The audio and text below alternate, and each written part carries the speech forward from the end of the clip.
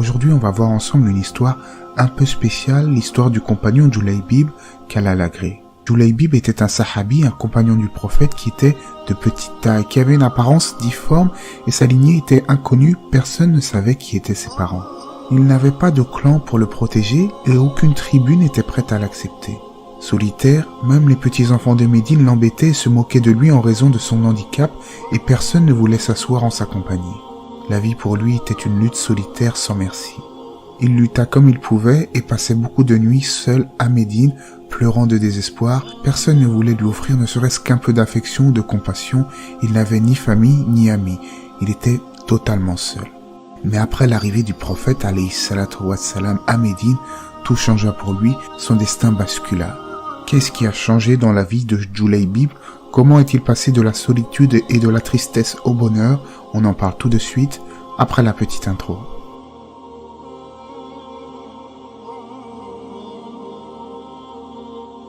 Comme je le disais, après l'arrivée du prophète alayhi salatu wassalam à Médine, le destin de Julaybib va changer. Il allait s'asseoir en compagnie du prophète et écouter attentivement ses paroles. Désormais, en la présence du prophète Mohammed alayhi salatu wassalam, il s'était fait un véritable ami. Ses jours de solitude et de désespoir allaient enfin prendre fin. Julaybib faisait maintenant partie de la communauté des croyants. Un jour, alors qu'il était assis en compagnie du prophète, celui-ci lui demanda « Ô Julaybib, demande quelque chose. Y a-t-il quelque chose que tu désires ?» Il leva alors timidement la tête et dit « Ô messager d'Allah, Allah m'a béni par ta compagnie. Je m'assis devant tes pieds bénis. Que pourrais-je désirer de plus ?» Et le prophète alayhi salatu wassalam de répondre « Souhaiterais-tu te marier, mon cher Julaybib ?» Il sourit timidement tout en se demandant qui pourrait bien vouloir l'épouser. Il répondit alors sincèrement au prophète « Oui, messager d'Allah. Oui, ya Rasulallah, j'aimerais tant. » Alors le prophète sallallahu alayhi wa sallam se rendit à la maison d'un compagnon important et noble parmi les Ansar.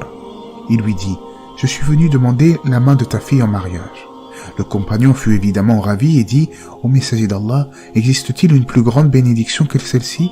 Et le prophète de répondre « Je ne le demande pas pour moi-même, c'est pour Julaybib que je fais cette demande. » Le compagnon, un peu étonné, dit « Pour Julaybib ?» Et le prophète de répondre « Oui, pour Julaybib. » Le compagnon alla consulter sa femme. Il dit alors à son épouse « Le prophète d'Allah a demandé la main de notre fille en mariage pour Julaybib. » Et l'épouse du compagnon commença à pleurer, à gémir et à se plaindre. « Non, pas Julaybib. N'importe qui d'autre, mais pas Julaybib. Je ne me permettrai jamais cela. » Entendant cette agitation, la fille arriva. On rapporte qu'elle était si belle qu'aucune femme des Ansar ne pouvait rivaliser avec sa beauté. Elle était timide, modeste et était pieuse. Et la fille demanda à sa mère qu'est-ce qu'il se passait et elle raconta que le prophète était devenu demander sa main pour Julaybib. Alors que la mère continua à se lamenter et à pleurer, la fille s'écria « Ô ma mère, crains Allah, pense à ce que tu viens de dire, tu te détournes du prophète d'Allah. Ô ma mère, il ne convient pas à un croyant de prendre sa propre décision une fois qu'Allah et son messager ont décidé d'une affaire. Penses-tu que le prophète d'Allah nous apporte une disgrâce, que Julaybib ne soit pas béni ?» Et elle continua « Demande au prophète de m'envoyer Julaybib, car il n'y a pas de plus grand privilège que d'être béni par un tel mari. Le prophète d'Allah est venu à nous avec un cadeau merveilleux, alors pourquoi pleures-tu et te lamentes-tu ainsi ?» Le cœur de la mère se remplit de remords. Elle déclara alors « Ne dis plus rien ma fille, je me suis trompée et je me repens 1000 fois pour cela. Il n'y a personne que je préfère pour toi que Julaybib. » Et le lendemain, le mariage a eu lieu, walhamdulillah. Il est rapporté qu'Osman et Ali vont donner de l'argent à Julaybib pour l'aider à organiser la fête et à se procurer un logement. Mais peu de temps après, Julaybib tomba martyr durant une expédition. Le jour même de l'expédition, son beau-père l'avait imploré. « Ô Julaybib, c'est juste une expédition, ce n'est pas un combat obligatoire, c'est un fard de kifaya. Par conséquent, comme tu es nouvellement marié, passe donc ton temps avec ton épouse. » Et Julaybib, celui qui avait passé toute sa vie dans le désespoir et qui avait maintenant trouvé une femme aimante, aurait pu accepter cela. Mais écoutez sa réponse. Il répondit plutôt « Ô mon père, tu dis une chose bien étrange. Mon prophète bien-aimé est dans le champ de bataille face aux ennemis de l'islam et tu souhaites que je reste à la maison avec ma femme. Je sacrifierai mon sang et mon âme plutôt que de voir le prophète affronter les difficultés pendant que je suis assis à la maison dans le confort. » Certains pourraient trouver ça bien étrange de voir un petit homme comme Julaybib porter une épée presque aussi grande que lui, mais le compagnon était courageux et préféra aller défendre le prophète alayhi salatu wassalam, même si ce n'était pas forcément à ce moment-là obligatoire pour lui.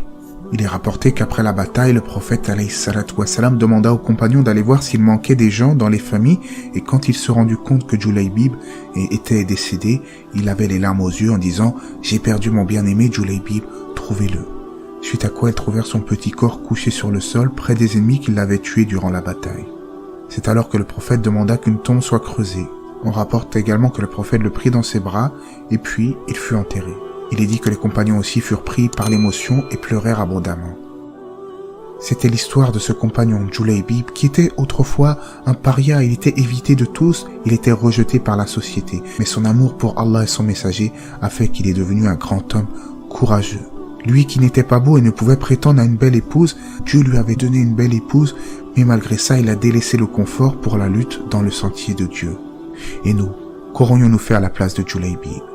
Pour anecdote, il est dit que son épouse, qui était devenue veuve à Médine, était une des femmes les plus recherchées pour le mariage. Allah sait mieux. J'espère en tout cas que cette histoire vous aura été bénéfique, vous aura intéressé, que la paix et les bénédictions d'Allah soient sur le prophète, sa famille et ses compagnons.